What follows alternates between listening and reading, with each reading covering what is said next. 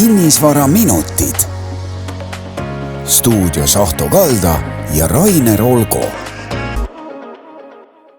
Tere kinnisvarasõbrad! Nädal on käest juba ära läinud ja uus nädal on kätte tulnud. Nädalaga palju ei juhtu.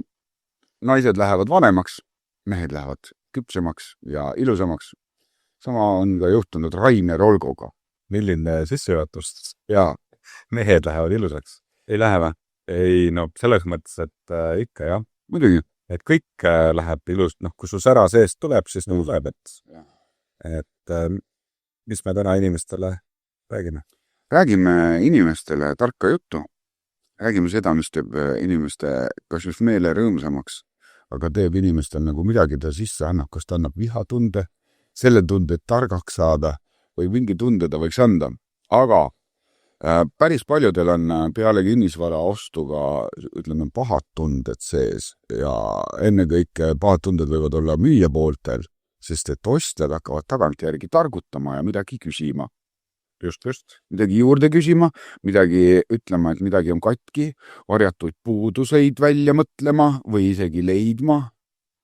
See on nagu uskumatu lugu, et kellegi jaoks on täna saanud sellest äri.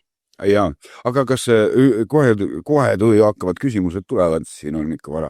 Kas varjatud puudused, ütleme, kas protsentuaalselt umbes, mis sa arvad, kas on nagu rohkem välja mõeldud varjatud puudused või nagu päriselt ka midagi nagu kehvasti? Ma nagu teeks nagu graafiku, et vanasti oli niimoodi, et siis kui seadused tehti, enne vanal ajal, kui tehti seadus, ja varjatud puudus, seletan ära, mis see mõiste nagu on, et varjatud puudus on puudus, mis on varjatud, võib vabalt olla varjatud ka müüja eest. See ei ole mitte see, et keegi varjab seda, vaid mitte keegi ei näe, mis seina sees on. See on nagu varjatud puudus. Et kui tahtlik varjamine on hoopis midagi muud. Tahtlik varjamine on see, et sa paned sinna seinale ilusa plaadi peale. Just, et sa lärjad, et see uus maja. Ta võib olla sama asi ka, aga nagu suures plaanis. Aga siis, kui see seaduse inimesed tegid seaduse, Riigikogu ja need, kes neile selle ette tegid, et siis nagu see mõte oli nagu selles, et kaitsta ostjad pahatahtliku müüja eest. Ja siis oli nagu niiviisi, et need, kes nagu autodega vundsid üles kiirelt. Just petturite eest, aga nüüd me oleme jõudnud sellesse maailma, kus enne oligi niimoodi, et müüsid maja ja nagu varjasid, tegid nagu paha maja, aga tegid ilusaks. Siis nüüd on niimoodi, et püsid nagu enam-vähem normaalse maja, aga see, kes ära ostab, see hakkab nagu norima, et hakkab välja mõtlema. Hakkab otsima, et kasutab ära seda, et sa võib-olla ei olnud. Millest tuleb see puhas psühholoogiline, et maru liiga palju ikka maksin selle eest, et naabrimees maksis palju vähem kunagi ammus enda maja eest. Et miks see inimene nii teeb? Kõigepealt peaks selgeks tegema, mis ta seletan sulle, mis üldse teha saab. Et ostsin maja ära, ostsin sinu maja ära. Ja maja sulle, aga notari etuks kirjutas, sina müüsid maja, korras maja, mina ostsin korras maja.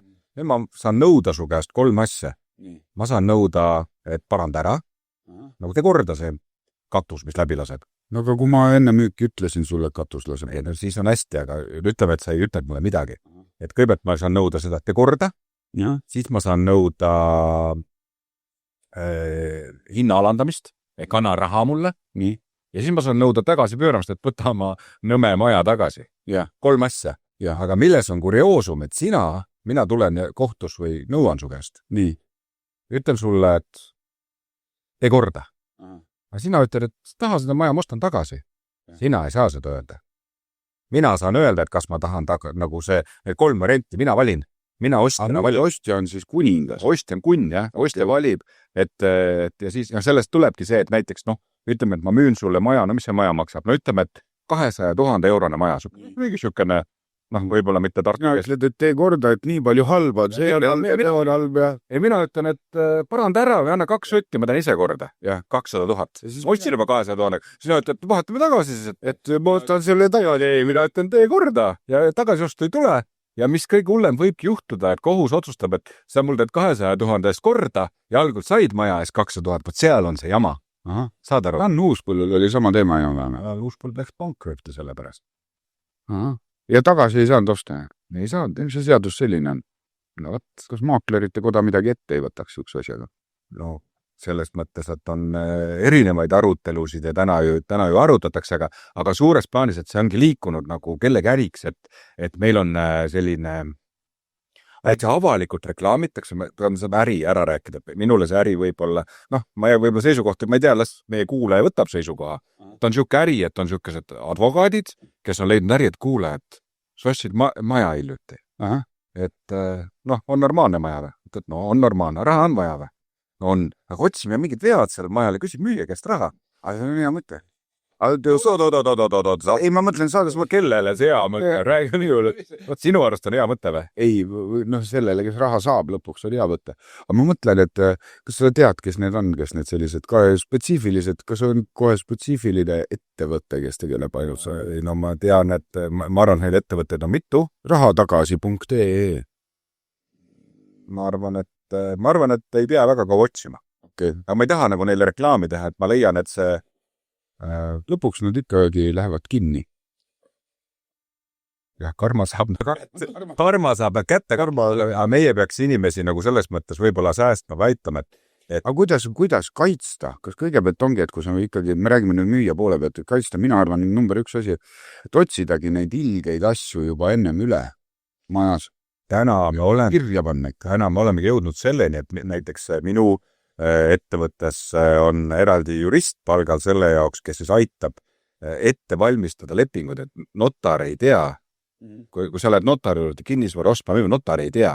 Ta ei tea, mis seal majas on. Tema lihtsalt ütleb, et pooled, et müüja ja ostja ütlesid niimoodi, ma panen selle kirja. Ei, no armas oleks, kui notariga käiks ümber maja ka. Oi, no võib-olla kui notari hakka variant, et ehituspetsialistid ja mis meie nüüd aitame oma büroona teha, me tohutult järjest pikemaks lähevad need lepingud. Seal on nagu kirjas, toon sulle näite, eelmises lepingus oli kirjas, lihtsalt inimesed, kes võib-olla ei taha, meie teenuseid kasutada, tahavad raha kokku hoida.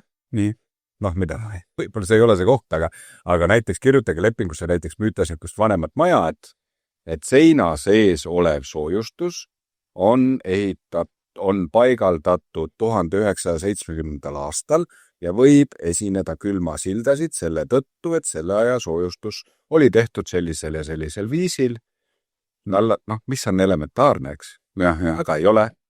Kuigi Riigikohtus on üks lahend, mis võiks selle eest kaitsta, siis tegelikult on mõistlik panna kõik peensusteni kirja. Seina sisse, näiteks sul on palkmaja, või mingi puidust. Seina sisse võib tulla mõra lähemate aastate jooksul, sellepärast, et õhuniiskus muutub aastarikselt. Või ka mitte. Näiteks veel hästi põnev näide. Lihtsalt ma tahan nagu näidata seda, kui totter see on. Ei, aga mul tuli korra veel meelde. Vabandust, Tanel. Jah, kauam ikka. Mina kevadel ostsin ühe maja, mis on, mitte maja, vaid majast ühe korteri, mis on pärit aastast 1936. Ja kevadel. 1936, nagu uus. Jah, nagu uus. Suvi otsa kõik oli üüriline ilusti sees ja nüüd sügisel üüriline ütleb, et igalt poolt tuleb tuult sisse. Kas mul on ka võimalus mingit raha poisikest küsida? Ma arvan, et sa leiad nii Tallinnast ja võib-olla ka Tartust nii mõnegi advokaadibüroo, kes sind hea meelega aitab. Ja võib-olla saad neile, kas sa nüüd lõpuks võidad, seda ma ei tea, sõltub, mis seal lepingus kirjas oli ja eks see Riigikohtu lahend sõltub teise poole advokaadist.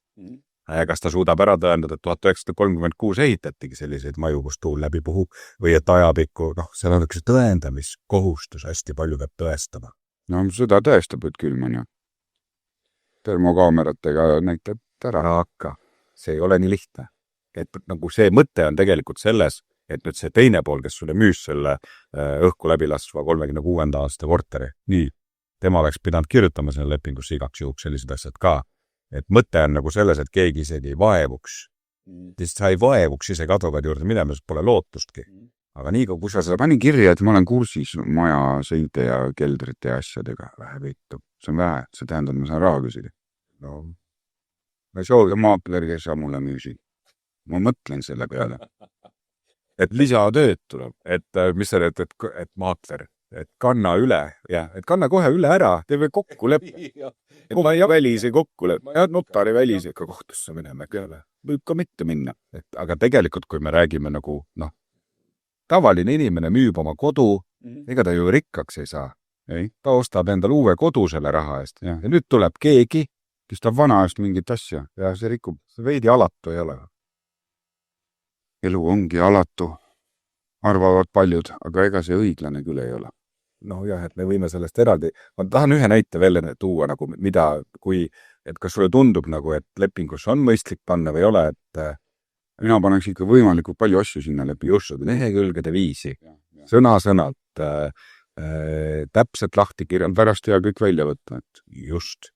Et näide, et see oli huvitav, mul oli hästi tore klient, kes siis nagu, aitas mul ka läbi mõelda, kes oli ka väga põhjalik. Ja näiteks tema tõi sellise näite, et siis, kui oli Tatra Padaorus, just oli kunagi siis tohutu lumekatastroof, siis tuli tohutult palju lund. Ja siis tollel hetkel katuse koormus, et siis pidi, võib-olla mitu aastat tagasi, pidi katustelt lume ära lükkama, sest muidu võis tekkida mingisugune mõra kuskil või mis iganes, sest seda oli nii palju. Kirjutasime selle lepingusse sisse, et juhul, kui tuleb hästi palju lund, tuleb see katuselt eemaldada.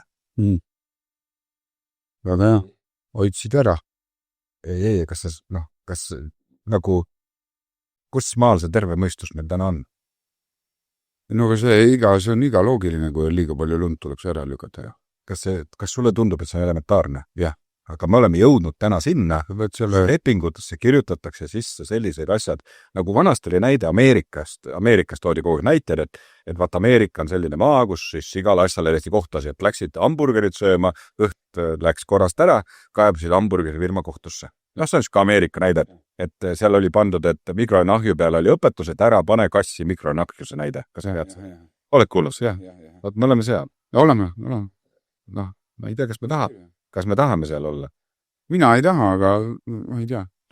Aga mina ütlen, et minusugustele muidugi on see ka kasulik mõnes mõttes, sest et meil on palju rohkem võimalik inimesi aidata. Ja. Et me saame nagu... Arveid saab ka välja kirjutada. Me saame anda nõu teemal, ühesõnaga me saame võidelda sellise, et kui pseudo asjadega ka. Ja et milleks on vaja igasuguseid selliseid ka minulaadseid tegelasi kohati sellepärast, et pahadele jõududel on vaja head vastasjõudu. Täpselt. Paneme purki ära. No, võtame kokku ka, et mis see nõuanne nagu on? Nõuanne on ikkagi jälle seesama nõuanne, võtta hea maakler. Tegelikult, kes teeb selle eest asjad, ma ei osanud nõu ikka anda. Ja, et tegelikult tõesti, et vali see, kes on sinu poolt ja kes aitab sind, et nii ongi. Täpselt. Aitäh vaatamast. Nädala pärast jälle. Aitäh. Samad ajad, samad kohad, sama ilusad inimesed. Kinnisvaraminutid. Stuudios Ahto Kalda ja Rainer Olgo.